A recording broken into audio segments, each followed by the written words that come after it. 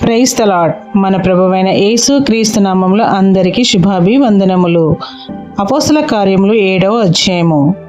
ముష్కరులారా, హృదయములను చెవులను దేవుని వాక్యమునకు లోపరచ నొల్లని వారలారా, మీ పితరుల వలె మీరును ఎల్లప్పుడూ పరిశుద్ధాత్మను ఎదిరించుచున్నారు. మీ పితరులు ప్రవక్తలలో ఎవరిని హింసింపక ఉండిరి? ఆ నీతిమంతుని రాకని గూర్చి ముందు తెలిపిన వారిని చంపిరి.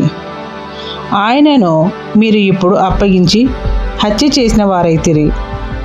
దేవదూతల ద్వారా నియమింపబడిన ధర్మశాస్త్రమును మీరు పొందితిరి గాని దానిని గైకొనలేదని చెప్పెను. వారి మాటలు విని కోపంతో మండిపడి అతని చూచి పండ్లు కొరికిరి.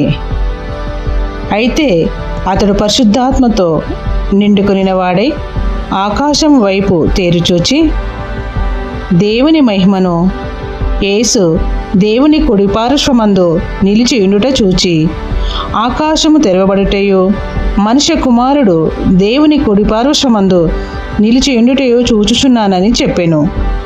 అప్పుడు వారు పెద్ద కేకలు వేసి చెవులు మూసుకొని ఏకముగా అతని మీద పడి పట్టణము వెలుపలికి అతని వెళ్ళగొట్టి రాళ్ళు రువ్వి చంపిరి.